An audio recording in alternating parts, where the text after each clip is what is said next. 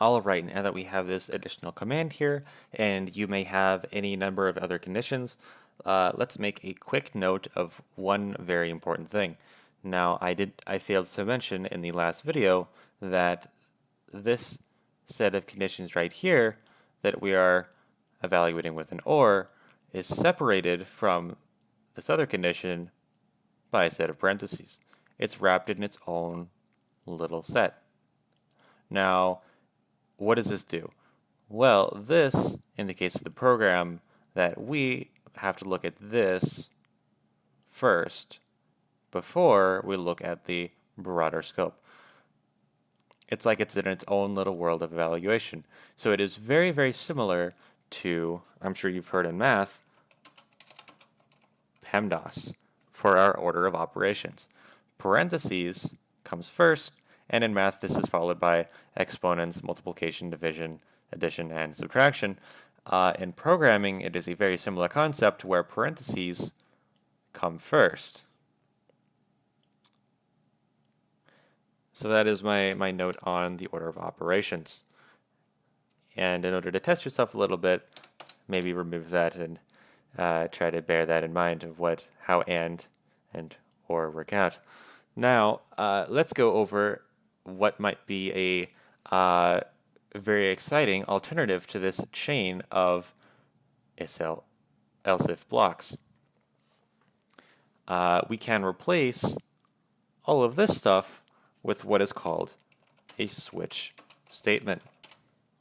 Now, a switch statement is essentially, in essence, just a cleaner and more aesthetically pleasing way of typing out all of this malarkey. Now, what does that look like? Well, we start with the keyword switch and a set of parentheses. Inside of this set of parentheses, we put the variable or piece of data that we want to examine. In our case, we want to look at the player input. We start a new block with a set of braces, and inside of here, we're going to use a new form of syntax. We start each equivalent of an else-if block with the case keyword. Now we put in the value that we want to check for, in our case, N for north, for example, followed by a colon, and then what we want to do. And we'll just copy paste the contents of our old if block here. And finally, a break statement at the end. A break statement we are going to use to punctuate each of these case blocks. Now we can go to the next line, back up a little bit, and type a new case for south. And in a very similar manner, copy paste the contents, followed by a break statement. And we're going to do this for every block.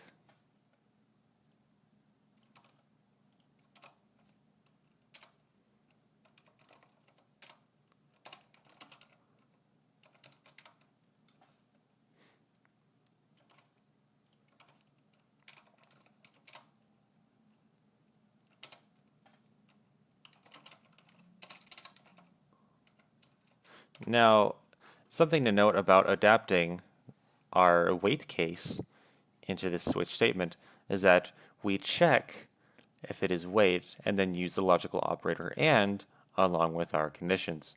When we are moving this into our switch statement, we can't have this additional set of conditions within the same expression as checking for wait. So the equivalency here is to use this as the condition for a new if block. We can remove our extra set of parentheses because we only need one now. And of course transfer the contents as before.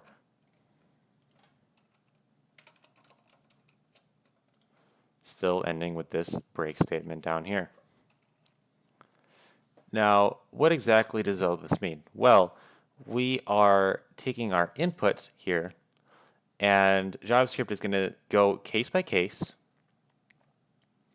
checking okay, which of these cases does my input match? In the case of north, or end for north in literal terms, we are going to execute this amount of code and then break away from the switch statement. In other words, we're going to stop executing the break state, this switch statement.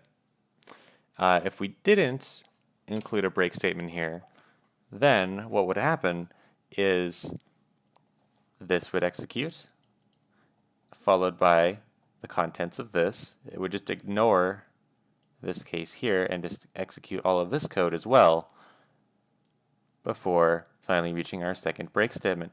Now let's test that out to verify. Of course, commenting out the other code so that we are not doubled up.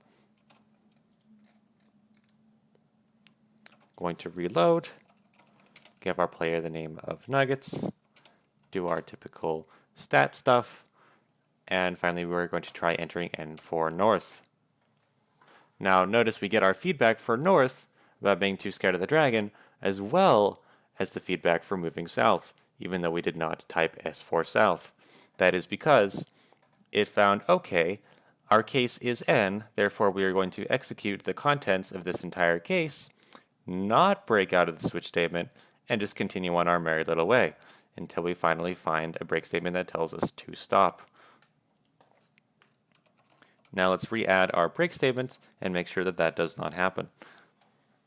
Now you may wonder, what do we want to do if the input doesn't match any of our cases? Well, in a switch statement, we can add a default case. A default case is essentially equivalent to an else block, where if none of these cases match, the default case will run instead. In our case, we can tell the player you have entered an invalid command, and of course break from that as well. In the default case, if you weren't to include a break statement, it really may not matter. However, if you were to place a default case above any other case, that would work in a very similar fashion to as if you had left out the break statement. So make it a point of adding these break statements consistently.